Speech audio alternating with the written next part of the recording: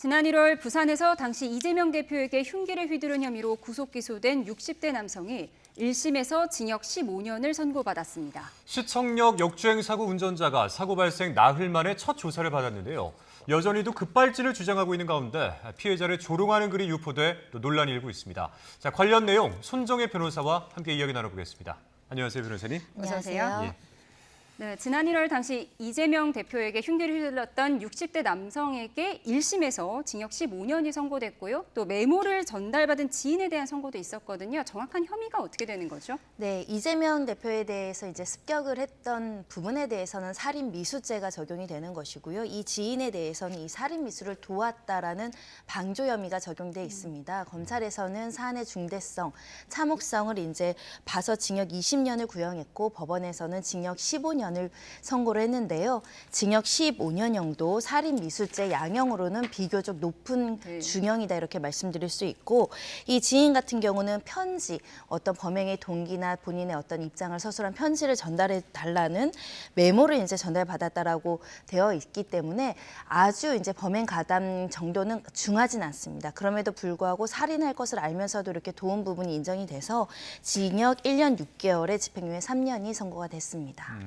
그래도 뭐 법원이 이번 범죄를 좀 굉장히 중하게 본 것이 아닌가 이런 생각이 드는데 재판 그 발언 중에 민주주의 파괴 시도라고 표현한 부분이 저는 좀 눈에 띄더라고요. 그렇습니다. 개인 이재명이라는 사람에 대한 공격이 아니라 이것은 어떤 정치권에서 정치적 인물이나 정치적 의견이 다르다는 이유로 지속적으로 혐오 감정을 표출하고 적대시했기 때문에 가능했던 범죄이기도 하고, 나아가서는 정치범, 확신범으로서 잘못된 자신만의 왜곡된 정치적인 신념으로 이렇게 범죄를 했기 때문에 이런 경우에는 좀처럼 본인의 생각을 잘 바꾸지 않고 재반 가능성도 굉장히 높을 뿐만 아니라 모방범죄도 염려가 될 수밖에 없기 때문에 재판부에서는 이렇게 선거를 앞두고 공격하는 것은 선거의 자유를 방해할 뿐만 아니라 대의민주주의의 중대한 도전이자 파괴하는 시도이다.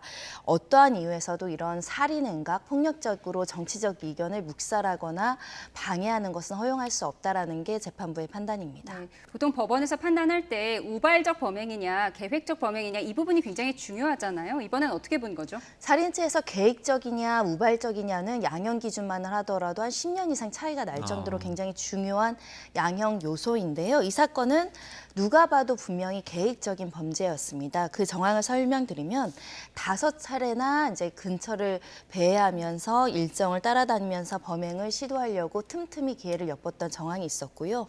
그리고 범행을 연습하는 등 9개월 전부터 이렇게 치밀하고 계획적으로 준비한 흔적도 있었습니다. 미리 흉기를 준비했을 뿐만 아니라 또 잡히고 나서 본인이 발언할 것까지 이제 메시지도 전달하고 지인을 통해서 이런 메모를 전달한 여러 가지 정황상 누가 봐도 계획적인 범죄인데, 살인에서 계획적인 범죄가 굉장히 중요한 것은 생명을 해치는 행위를 계획했다는 그 자체의 참혹성과 중대성이 있는 것이고, 누군가에 대한 악감정과 분노심으로 계획을 했다고 하더라도 사람의 마음이라는 게 생명을 빼앗는 것이기 때문에 중간에 중단을 할 수 있고 포기할 수 있고 회피할 수 있고 막을 수 있는 기회가 있음에도 불구하고 수개월간 이것을 했다는 그 잔인성에 그렇게 양형 요소가 가중되는 것이기 때문에 계획적인 범죄이다. 법원도 그렇게 봤습니다. 당시 이 사건이 발생했을 때 이 김 씨의 당적도 큰 관심을 받지 않았습니까? 그런데 그동안 뭐 경찰도 검찰도 다 공개하지 않았는데 이번 판결에서도 역시 공개가 되지 않았습니다. 공개할 수가 없습니다. 우리나라는 정치적인 이유로 차별받거나 정치적인 이유로 선입견을 가져서 이 사람에게 불이익한 판결을 내리는 걸 금지하고 있고요. 그런 취지를 정당법에서 정해서 공개하는 것 자체도 금지하지만 공개하게 되면 3년 이하의 금고형에 처해지도록 형사처벌 규정이 있으니 그렇군요. 수사기관이나 법원에서도 이 사람이 정당히 어디 소속이라는 걸 밝힐 수가 없는 상황입니다. 네, 그런데 법원이 5년간 보호 관찰을 명령하면서 또 검찰이 청구한 위치 추적 전자장치 부착은 기각을 했어요. 이건 왜 그런 건가요? 보통은 재범 가능성도 있고 범행의 잔인성이나 이런 것들이 있다고 한다면 전자장치도 부착 명령이 나오는 경우도 있는데, 아무래도 정치적인 이유로 이렇게 살인 미수 행각을 벌인 것에 대해서 조금 중요하게 봤다면 향후에 15년형은 살고의 정치적인 상황 많이 변화될 수 있겠죠. 그런 차원에서는 전자장치 부착으로 위치 추적까지 할 만한 필요성은 아직 높지 않다라고 판단한 것 같습니다. 이제 변호사님께서 처음에 설명을 해주셨는데 검찰이 애초에 이제 20년을 구형을 했었고 이번에 선고가 15년형이 나오지 않았습니까? 그럼 이제 뭐 피의자나 그리고 또 이제 검찰의 앞으로의 항소 가능성 이건 어떻게 보십니까? 피고인은 당연히 항소하는 사건으로 해석할 수밖에 없고요. 다만 검찰에서는 좀 고민할 수 있는 게 이 양형 기준이 한 15년, 20년형이고 또 이제 미수에 그친 사건이기 때문에 15년형이면 양형 기준 안에 들어가 있어서 너무 양형이 부당하고 약하다라고 항소할 만한 근거는 아주 많진 않습니다. 예. 다만 사회적인 중심 간대사이고 또 엄하게 처벌해달라는 여러 가지 이제 이유도 존재하기 때문에 같이 판단받아서 최대한 그 원심의 그 형량을 유지하기 위해서라도 항소 같이 할 가능성이 있습니다. 네. 다음 주제로 넘어가겠습니다. 시청역 앞에서 발생한 역주행 참사, 사고 발생 사흘 만인 어제 경찰이 운전자를 상대로 첫 피의자 조사를 진행했는데요. 이 내용 이어서 알아보도록 하겠습니다. 어제 병원에서 조사를 했어요. 2시간 정도밖에 이루어지지 않았는데 피의자 건강 상태 때문인가요? 뭐 여러 가지 교통사고에 후유증이나 질병이 있거나 아플 수 있기 때문에 이런 피의자를 혹여라도 이제 경찰 조사 과정에서 오래 장시간 조사를 한다거나 건강상의 문제가 생기게 되면 또 인권 침해다라고 이제 문제될 소지가 있기 때문에 예. 입원 치료는 적극적으로 받게 하되 또 필요한 조사는 신속하게 했다라고 보셔야 될 것 같은데요. 그래서 소환 조사가 아닌 방문 조사 방식으로 병원에서 이 피의자에 대해서 조사가 이루어졌습니다. 그 조사를 한 경찰관의 이력도 좀 눈에 띄는 것 같습니다. 뭐 교통사고 조사 경력만 20년인 베테랑 경찰관이 4명이다. 이렇게 이제 알려졌는데 그만큼 조사가 좀 간단치 않다, 사고가 복잡하다 이렇게 이해를 하면 될까요? 네, 일단 사건의 규모가 큰 사건이고 피해가 크다라는 겁니다. 그리고 여러 가지 이제 억측과 소문과 다양한 주장이 나오고 있어서 경찰에서도 굉장히 정밀하고 치밀하게 사건을 바라봐야 되는 것이고 특히 우리나라에서 급발진 의심 사례는 굉장히 많았습니다. 그리고 얼마 전에 이제 생각나는 사건들은 강릉에 있는 급발진 사고인데요. 이거 아직도 지금 진행 중이죠. 법원에서 엄청 또 치열하게 다툼이 있습니다. 음향에 대한 감정도 하고 EDR 결과 가지고 또다시 감정을 할 정도로 전문가들의 감정도 여러 번 있을 정도이니까 초동 수사를 정확하고 면밀하고 꼼꼼하게 하겠다라는 수사기관의 의지로 지금 경력이 20년 이상이 된 4명이 이제 수사에 투입된 상황입니다. 네. 네, 어제 조사에서 운전자는 브레이크를 밟았는데 브레이크가 딱딱해서 들지 않았다고 말했거든요. 이건 어떻게 해석해야 할까요? 그러니까 운전자는 일관되게 나는 브레이크를 밟은 것이다. 엑셀로 착각하지 않았다. 그리고 여러 차례 눌렀는데 평소와 다르게 차량이 이상해서 눌러지지 않더라. 그러니까 브레이크에 결함이 있었다라는 주장을 지속적으로 하는 것이거든요. 간혹 가다가 이제 차량 운전하면서 좀 페달이 잘 안 밟히는 경우가 있을 수 있는데 그런 상황인 것인지 아니면 진짜 기계 결함이 중대해서 꾹 눌러도 전혀 작동하지 않았던 것인지 아니면 본인이 큰 죄를 졌기 때문에 방어를 하기 위해서 허위 변명을 하는 것인지는 우리가 알 수는 없습니다. 다만 운전자나 운전자 안에도 브레이크가 이상했다라는 주장을 지금 조사 과정에서도 이야기하고 있습니다. 한 가지가 더 있어요. 그러니까 호텔에서 나와서 역주행을 한 건데 이 사실에 대해서도 제대로 몰랐다. 이렇게 이제 말을 하고 있거든요. 이게 굉장히 조금 의아한 점입니다. 사실 예. 역주행하는 것을 모를 가능성은 좀 낮다고 보이는데요. 왜냐하면 주변에서 마주오는 차량들의 차 방향이 그렇죠. 있으니까 인식했을 가능성이 있었을 것이고 많은 사람들이 운전자의 가실이라는 측에서 보는 사람들은 역주행하면서 맞은편에 이렇게 차들이 오고 돌아갈 방법이 없으니까 가속해서 빨리 현장을 나오려다가 이렇게 실수로 페달 조작을 잘못한 거 아니냐라는 건데 아예 역주행 사실을 몰랐다고 한다면 그 가정도 조금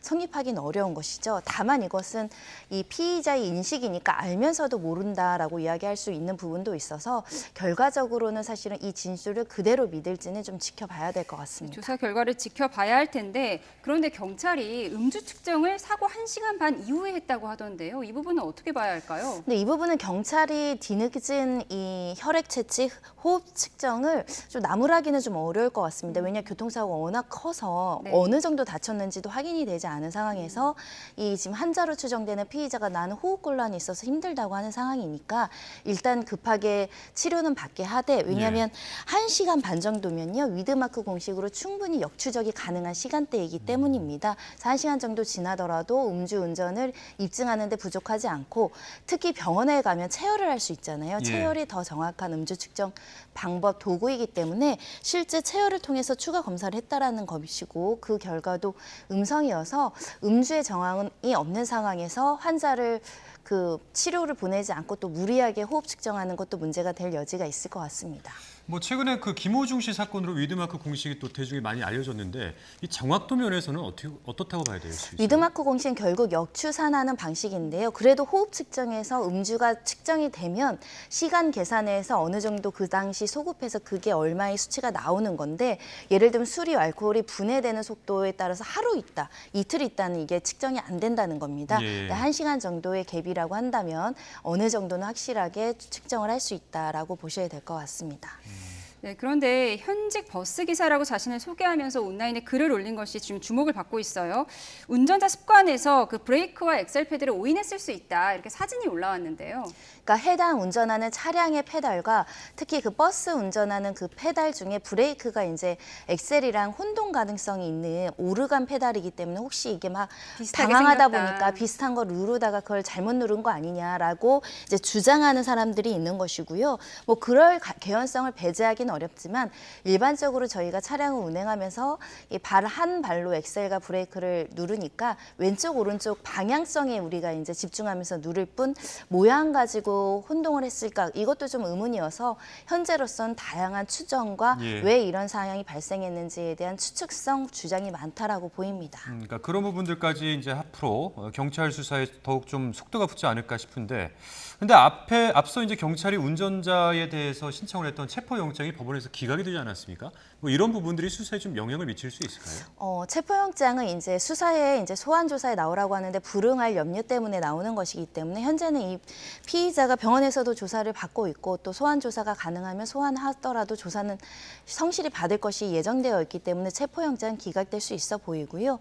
다만 구속영장을 신청해서 구속영장이 발부될 것인가 이 부분은 좀 남아 있는 것 같습니다. 사람이 9명이나 되는 굉장히 안타까운 희생이 있었고 다친 사람도 꽤 많았던 사건이기 때문에 혹여라도 과실이 명확한데 이렇게 허위 변명으로 급발진을 예를 들면 비정상적인 어떤 주장을 통해서 주장만을 하고 자백하지 않고 반성하지 않는다라고 한다면 구속영장 발부될 수 있고요. 네. 다만 현재로서는 또 급발진 주장이라는 걸 일관되게 하고 있고 또 그에 또 상응하는 일부 전문가들의 의견도 나와 있어서 법원으로서는 방어권 보장이 필요한 거 아니냐라고 생각할 여지고 있어서요. 수사를 좀 지켜보고 어느 정도 수사기관에서 유죄를 입증할 만하다라고 한다면 구속영장 신변 확보를 위해 시도할 가능성이 있습니다. 네, 만약 급발진이 맞다면 운전자도 피해자일 수 있겠지만 지금은 이제 급발진 여부가 나오지 않았기 때문에 운전자의 처벌 수위에도 관심이 쏠리고 있거든요. 사망자가 9명이나 나왔는데 그런데 금고 5년을 넘기지 않을 거라는 이런 가능성이 나오고 있어요. 그거는 가능성이 아니라 그 유죄로 기소된다고 하더라도 고의로 사람을 저렇게 했을 리는 현재로서는 정황이 없으니까요. 교통사고 처리 특례법상 법정형 상한이 5년입니다. 그러니까 유죄로 입증한다고 하더라도 이 사람이 과실이 있었다고 하더라도 5년형을 초과해서 다른 범죄가 지금 현재 있는 게 아니라고 한다면 좀 현실적으로 좀 어려운 문제가 있고 그래서 일각에서는 해외의 어떤 입법 규정보다는 교통사고로 실수로 다치게 했고 다치게 사망하게 했다고 하더라도 5년은 너무 상한선이 낮다라는 지적이 있고요. 그러니까 구체적 타당성이 있어야 되는데 1명을 사망한 사건과 9명을 사망한 사건의 법정형이 5년으로 똑같다. 뭔가 좀 법관의 재량이나 양형 기준에 세부화된 어떤 기준들이 마련될 필요가 있다면 결국은 입법을 통해서 법정형도 올려야 되는 거 아니냐라는 목소리 있습니다. 예. 근데 이 사고 추모 공간에 조롱 섞인 쪽지 남겨서 이제 공분을 사기도 했던 그런 일도 있었는데 이 사람이 이제 20대 남성이 경찰에 자수했다라고 전해지고 있습니다. 이 20대 남성 어떤 생각으로 이런 행동을 했는지는 모르겠는데요. 우리 아직 뭐 사회초년생일 수 있으니까 경험이 부족하다라고 하더라도 타인에 대한 공감 능력, 이렇게 슬프고 애도하는 그 현장에 이렇게 누군가 조롱하고 누가 봐도 불쾌한 이럴 글을 남는다는 것은 기본적인 인성에 대한 어떤 우리가 지적이 있을 수밖에 없고요. 법률적으로도 유가족이나 이거를 보는 피해자들 입장에서는 얼마나 모욕적이고 수치감 느끼고 억울하겠습니까? 내가 아무런 가실 없이 저기 있다가 다치고 사망한 가족인 것도 억울해 죽겠는데 같이 슬퍼해 주는 게 아니라 누군가 그거 가지고 놀리고 공격한다? 저는 우리 사회 상식 에는 받아들일 수 없는 것이라고 생각합니다. 저 사람 말고도 많은 사람들이 악플을 쓴다고 한다면 다 추적해서 처벌 가능하다고 보입니다. 어떤 처벌이 명예훼손과 모욕죄가 성립될 가능성이 있기 때문에 경멸하는 욕설 이런 것들은 또 모욕으로 하는 것이고 이 사람들에 대해서 허위 소문을 야기하는 것은 명예훼손죄로 처벌할 수 있습니다. 네. 2차 피해 정황까지 짚어봤습니다. 손정혜 변호사와 사건 사고 소식 알아봤습니다. 고맙습니다. 고맙습니다.